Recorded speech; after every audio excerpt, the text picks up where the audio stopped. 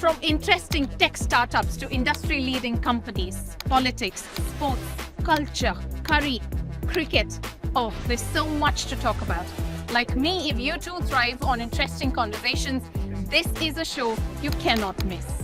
Watch this space to know more about all matters and all people that make Britain what it is today. Out of Britain, with me, Radhika Iyer.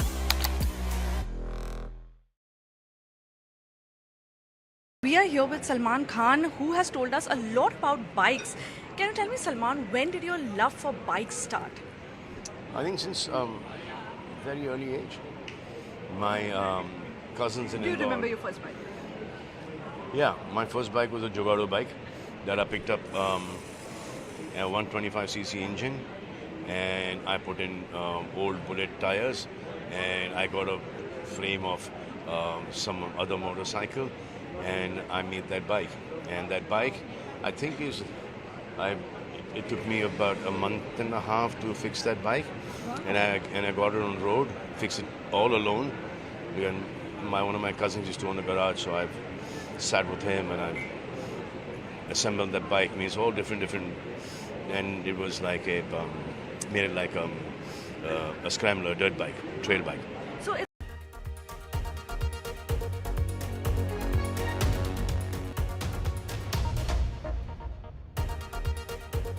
You are watching the World 24/7 on the NDTV network.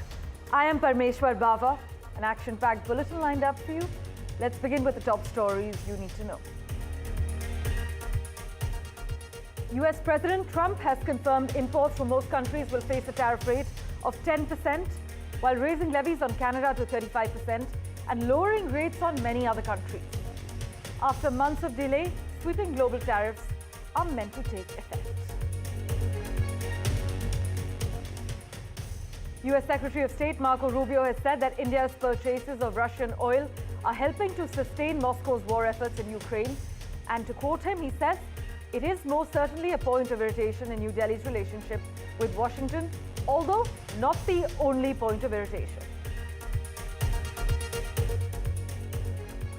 In an unfriendly turn of events, Donald Trump imposed a 25% tariff on goods imported from India. This imposition is expected to adversely impact some of the major employment-generating sectors, which were optimistic for a more balanced tariff regime with the United States. Pakistan's largest refiner, Synergy Co, will import 1 million barrels of oil from Vittel in October. This is what Reuters is reporting, marking the country's first ever purchase of US crude following a landmark trade deal. So this is Pakistan, which is expected to get its first US oil shipment as per a Reuters report. The US's Middle East envoy is set to travel to Gaza as pressure grows on the White House to address suffering in the enclave. Steve Witkoff plans to visit an aid distribution site that's run by a US-backed organization.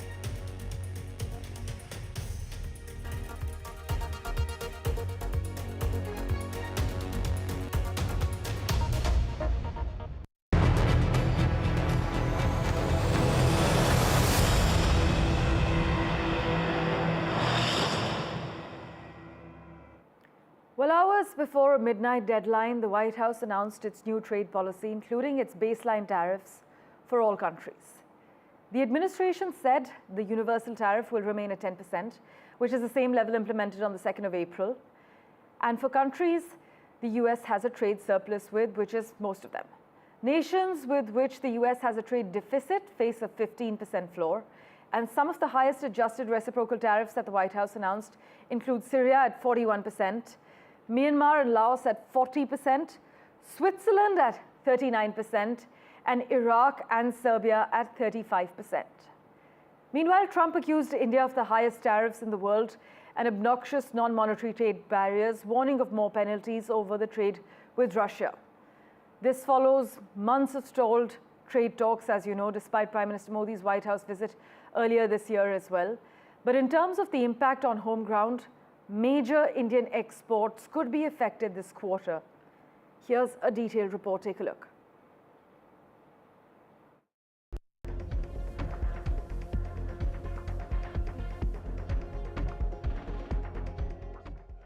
Trump tariffs take effect starting today. The 25% US levy is now in place on Indian exports, hitting electronics, pharmaceuticals, gems and jewelry, refining and textiles. Trump accused India of the highest tariffs in the world and obnoxious non-monetary trade barriers, warning of more penalties over its trade with Russia. This follows months of stalled trade talks despite PM Modi's White House visit earlier this year. India had hoped for a more favorable tariff regime than its regional competitors. For comparison, Vietnam faces a 20% tariff, Indonesia 19%, and Japan 15%. Major Indian exports could be affected this quarter. US-India trade stood at $129.2 billion in 2024. India recently overtook China as a top smartphone supplier to the US, driven by Apple's iPhone assembly. Analysts warn tariffs could hurt this shift. Smartphones are temporarily exempt, but the administration is reviewing critical tech imports under Section 232.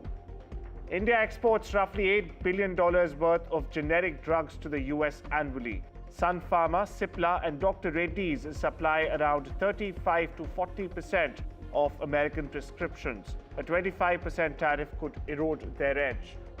The Gem and Jewelry Export Promotion Council has said that over $10 billion in exports could be hit.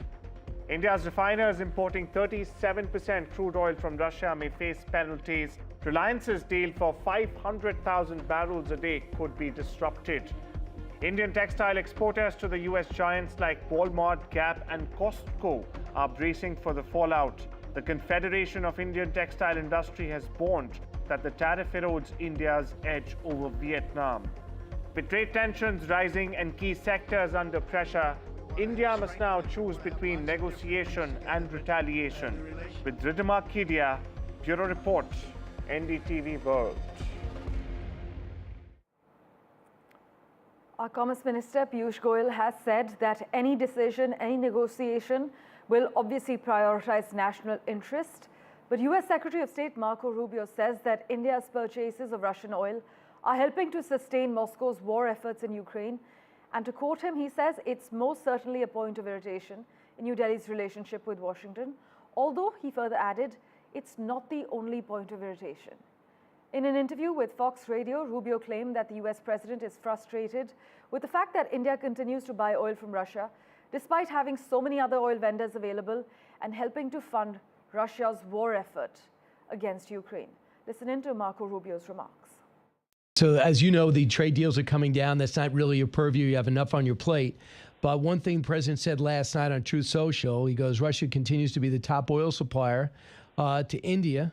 And during their first 6 months, they're making up 35% of the overall supplies. He, quote, India will therefore be paying a tariff of 25% plus a penalty for the above starting on August 1st.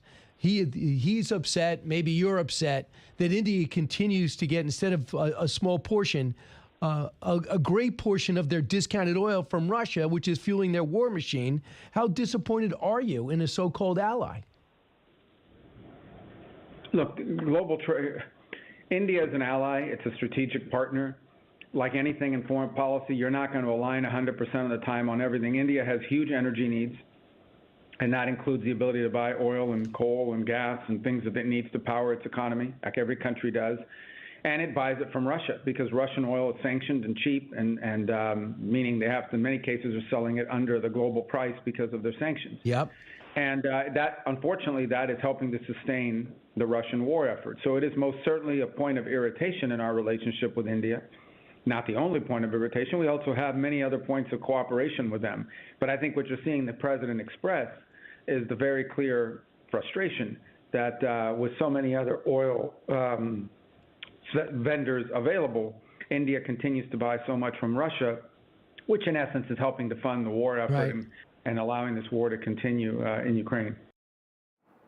Well, Donald Trump also signed an executive order to increase tariffs on Canadian goods imported to the United States from 25% to 35%. Now, the new import tax rates go into effect today, according to a White House fact sheet. In fact, the White House claimed that Trump had increased tariffs on Canada because it had failed to act on the public health crisis caused by fentanyl and illicit drugs flowing across the northern border into the United States. However, in the early hours of Thursday morning, Trump had posted on social media that he might not strike a deal with Canada on tariffs as punishment for his decision to recognize the state of Palestine. Maha Siddiqui has been tracking the latest on how Canada is reacting. She joins us live from Vancouver at the moment. Maha, Trump has raised tariffs on Canadian imports to 35% just hours after criticizing the Palestinian stance. Take us through the reactions in Canada so far. Well, at the moment, Canada is consistent on its stand that it will recognize Palestine as a state in the upcoming UNGA, that is the United Nations General Assembly, in September. And it says that it gets the strength as an independent country, as a sovereign nation, but with allies and partners coming along together on this issue, for instance, France and the United Kingdom. And therefore, for the moment, it remains committed to this intention that Mark Carney himself announced yesterday of recognizing Palestine as a state in UNGA in September.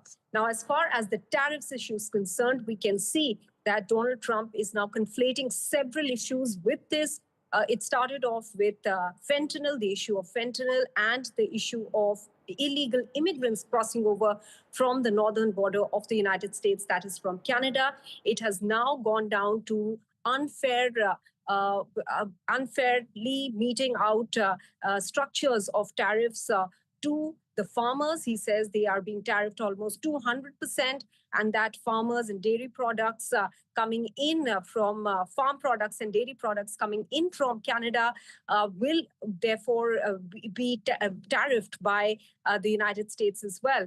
And now he is now associating this 35% tariff on non-CUSMA compliant goods coming in from Canada to the stand on Palestine that Canada has taken. So several issues being conflated there, Parmeshwar, as you can clearly see. Although Donald Trump has said that he's upset with Canada's decision on Palestine, but he's also pointed out that it's not likely to be a deal breaker between the two countries.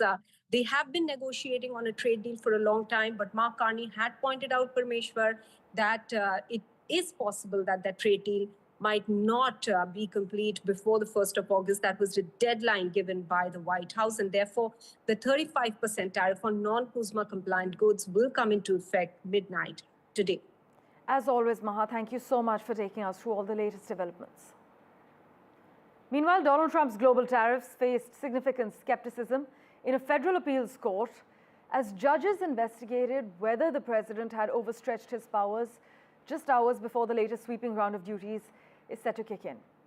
The full 11-strong bench of the U.S. Court of Appeals for the Federal Circuit in Washington, D.C. is actually considering whether Trump exceeded his authority in imposing reciprocal tariffs on a large number of U.S. trading partners. Judges have repeatedly asked if Trump was justified in relying on emergency powers to effectively tear up the U.S. tariff schedule without consulting Congress. Meanwhile, moving on, according to a recent Bloomberg report, India has told U.S. officials that it is not interested in purchasing the F-35 stealth fighter. Now, this comes despite growing pressure from Washington to expand its defense imports. The news outlet actually quoted officials who said the Modi government is unlikely to proceed with any major new defense acquisitions from the United States in the near term, despite Washington's ongoing efforts to secure additional high-value contracts.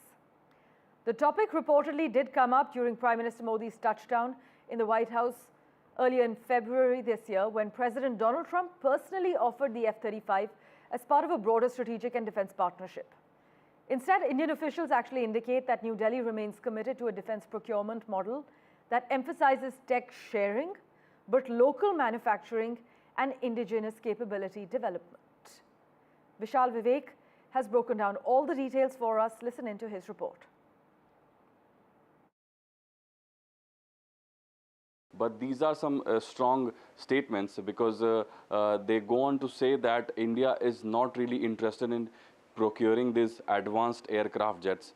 These are some of the most advanced jets ever produced in human history. These are also some of the most expensive jets produced in human history. but India is more interested in technology transfer and also this Make in India push that needs to be done by India, that needs to be furthered by India. That is what New Delhi is more interested in, not in a particular jet. India has its own, in development jet program that it is focusing on at the moment. As I mentioned, the focus totally is on technology transfer, so that India can produce its own high, advanced jets and have its own arsenal to display. In further updates related to the United States, the US's Middle East envoy is set to travel to Gaza today as pressure grows on the White House to address suffering in the enclave. Steve Witkoff plans to visit an aid distribution site run by a US-backed organization. Palestinians seeking food have reportedly been killed by Israeli forces at the group's locations. And Donald Trump earlier this week did acknowledge real starvation in Gaza, breaking with Israeli Prime Minister Benjamin Netanyahu, who Trump believes is prolonging the conflict, the war, to hold on to political power. This is what two officials have said on record. But Trump's frustration likely won't result in any major policy shift, many analysts argue. He is now putting the onus on Hamas, not Israel, to end the war.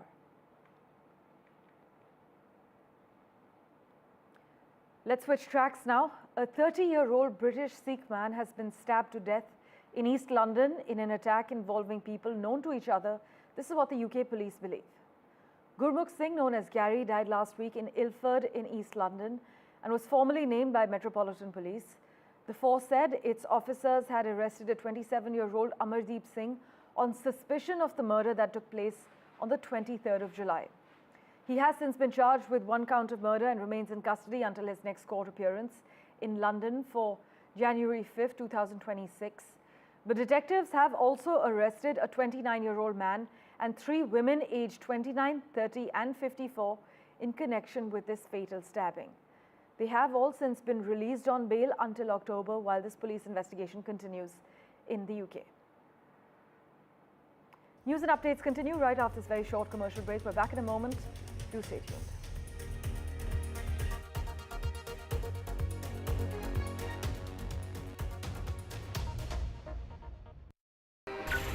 Sleepless for sports. We are reloading sports NDTV style.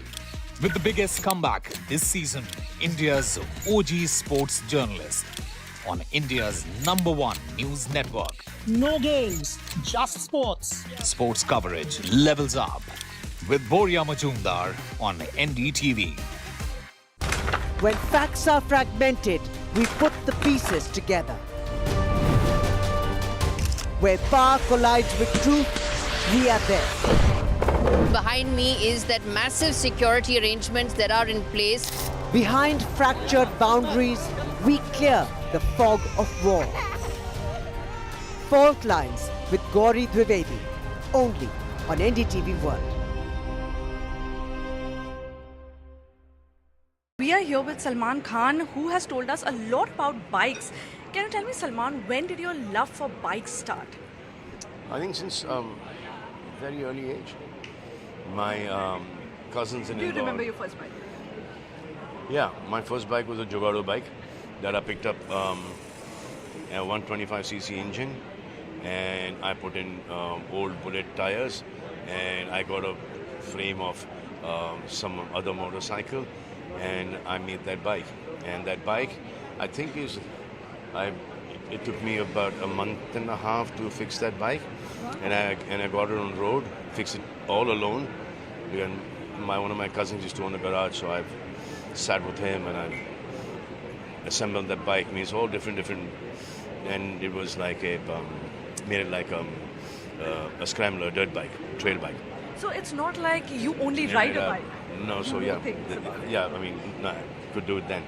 I mean, simple even now. But so there's a friend of mine. Remember that guy, Salim, the fat guy who used to be in movies with me? He was so he was a dear friend of mine. He used to own bikes, so that engine was from him. And after a month and a half, he saw me down Carter Road riding it. So he looked at me, Sharma, this is the one that I picked up from you. Really? Wow. So I was sleeping. He comes at 6 o'clock in the morning. He takes the bike. He goes, and I come down. wanting to go to college. And I said, "ये bike कहाँ है?" जैसे वो सलीम बाबा आके लेके चले गए. So then in the evening I went to his place. I said, "कहाँ है बाइक भाई? तू लेके चले गया." ऐसे यार बाइक की ज़रूरत थी. वो पिक्चर का स्टंट था. उसको फिल्म सिटी के लेक में उड़ाना था. और bike?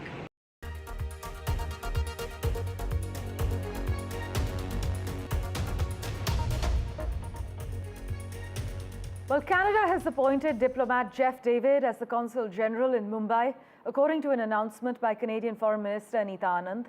This is the first diplomatic appointment by Canada here since the expulsion of over 40 Canadian diplomats by India after the row over Canadian allegations under former Prime Minister Justin Trudeau that the Indian government orchestrated the killing of Khalistan separatists on Canadian soil. Meanwhile, the United Kingdom and 13 allied nations have publicly accused Iran's intelligence services of orchestrating a wave of assassination attempts, abductions, as well as intimidation campaigns against individuals residing in Europe and North America. Heavy rains and flooding hit northern China, killing at least 70 people so far, leaving dozens missing and forcing hundreds of thousands to evacuate, according to local authorities. 8 people were killed following the adverse weather, with 18 more missing next to Beijing. Rescue operations are still continuing there.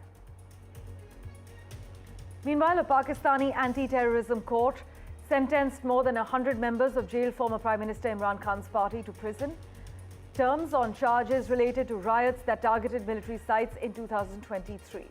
58 of the defendants, who included parliamentarians and senior officials, were sentenced to 10 years in prison. The rest were given sentences ranging from 1 to 3 years. This is what the court says. Myanmar's military nominally transferred power to a civilian-led interim government ahead of a planned election, with the junta chief remaining in charge of the war-torn country in his other role as acting president. And shares of tech giants Meta and Microsoft were soaring on Thursday, with the two companies adding a combined $400 billion to their market values. The two companies together are worth more than JP Morgan Chase, America's largest bank, or Walmart, which is the country's largest retailer, more than 7 times over.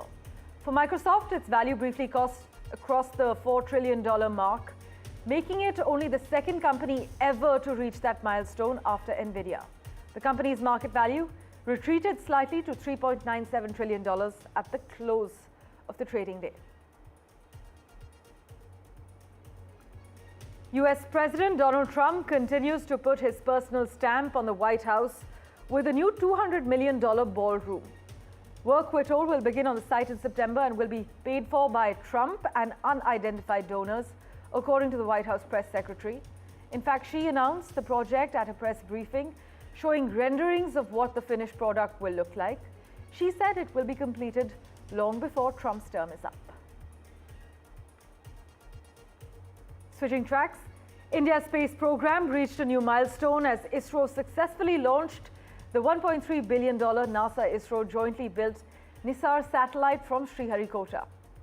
In an exclusive interview to NDTV science editor Pallav Bagla, ISRO's chairman Dr. V. Narayanan shares his pride on how ironically this NASA satellite was actually launched using the same tech the Americans once denied to India. We leave you with this. A glorious success for the Indian Space Research Organization when it launched the world's single most expensive Earth imaging satellite, NISAR, using the geosynchronous satellite launch vehicle. I have with me Dr. V. Narayanan, Chairman of the Indian Space Research Organization. Thanks a lot for speaking to us, Dr. Narayanan. Were you tense? Did you enjoy the launch? Say, each launch is very, very important for us. It's a new vehicle for us. To be frank, I was a little bit tensed, but then I am relaxed now.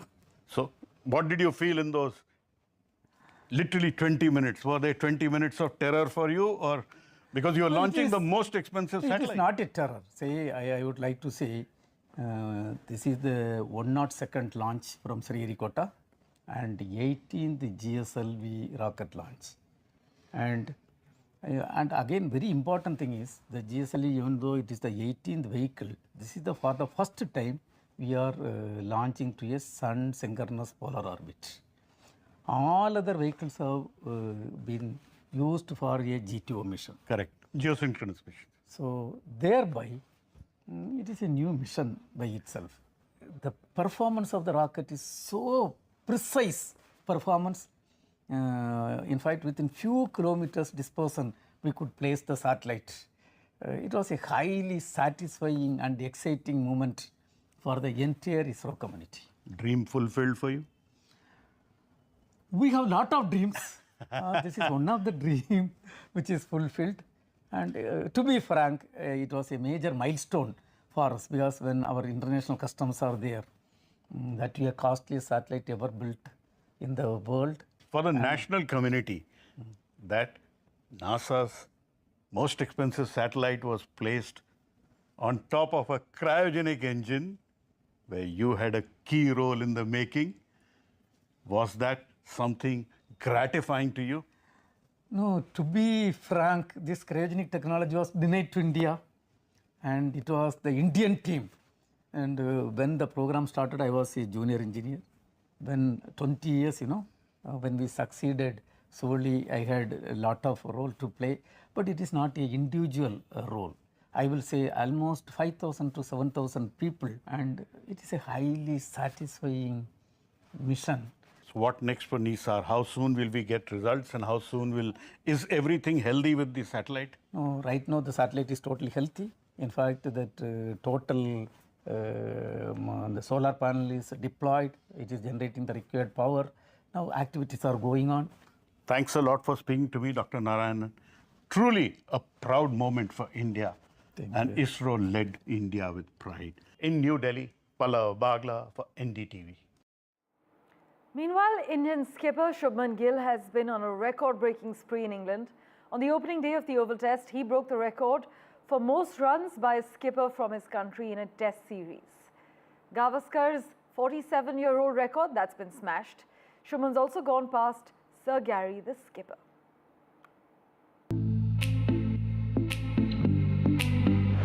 With 2 wickets down on the opening day of the Oval Test, it was time for Shubman Gill, the captain, to take the centre stage. It's a big wicket for him. Under the cloudy skies of Oval, he went on to equal Sir Gary Sobers, the former West Indian star.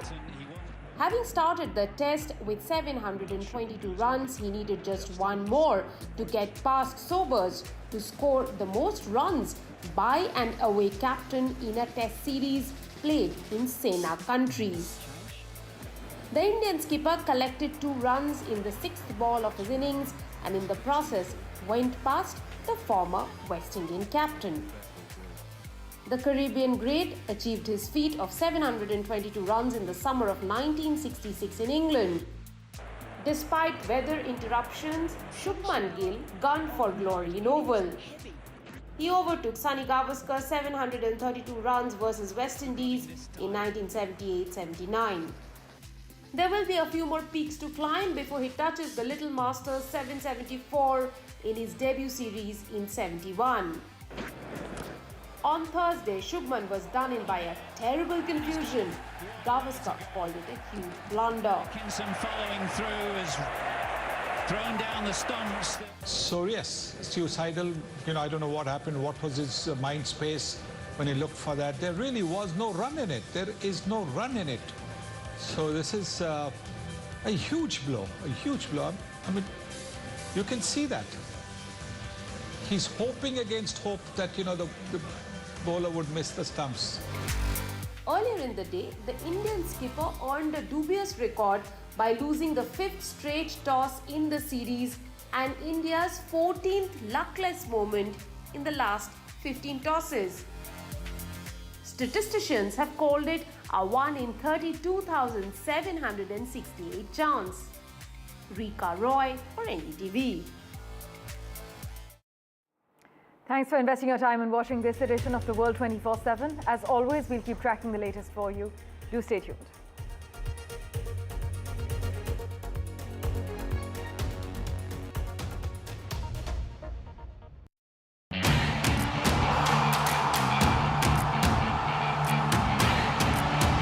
Some say sport is a matter of life and death. The truth is, it is far more serious than that. Sport is about ecstasy and agony, about pain and suffering, about joy and much more. Some say there's no one better to tell these stories. So here I am. Join me, Boria Majumdar, on India's #1 news network.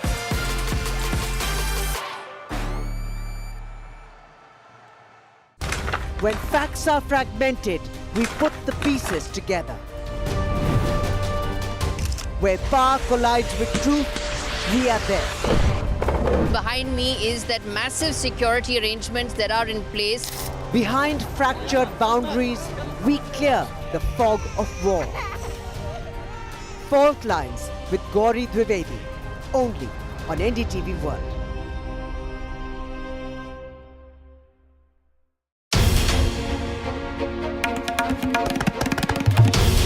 This is NDTV, and you're watching NDTV 24/7.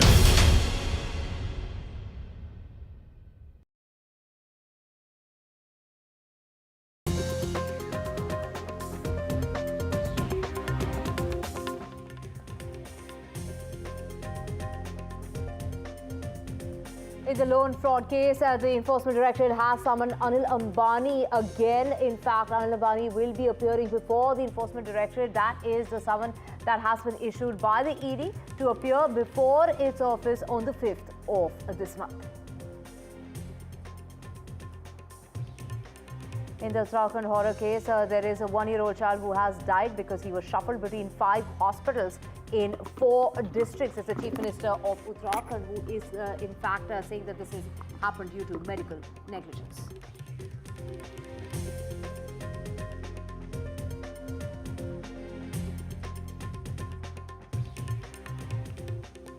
And Bihar SIR Rao, the draft electoral rolls are going to be taking place today. All voters have 1 month for claims and for objections. That is what the EC has gone on to say. But the opposition, standing its down, has really said that this is deeply flawed and the voter list revision by the Election Commission is not making any sense because there isn't enough time. In the Rummy Rao, it is the Maharashtra Agriculture Minister who's been deep in controversy after being caught playing rummy in Assembly. His controversial remarks about the government has also, raked up another issue, but he has now been moved from the Agriculture Ministry to the Sports Ministry. And the Trump tariffs D-Day with 25% plus penalties when it comes to India, while India has buying oil from Russia, and that is really a sticky point and a sticking point there. That is what the US has gone on to say. The government here, of course, is saying that we need to protect our national interest first. In the Oval Test, India lose 6 wickets for just over 200 runs. But before the brain fade, a big high for captain Shubman Gill. And the ISRO chairman's exclusive on Nisar satellite, a big milestone when it comes to India's space program.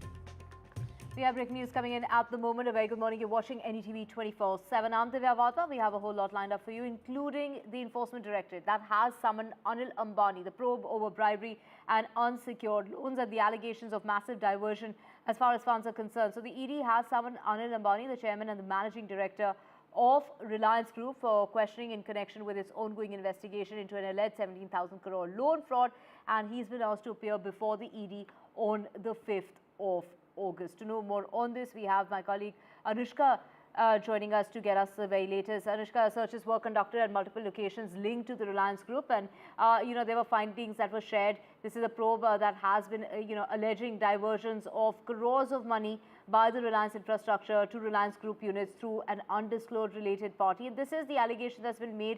Remember that there were multiple locations that were being in fact raided, whether it was between Mumbai and Delhi, except for his personal residence. Now the ED has called him to their office for questioning. All this is expected on the 5th. Get us all the details.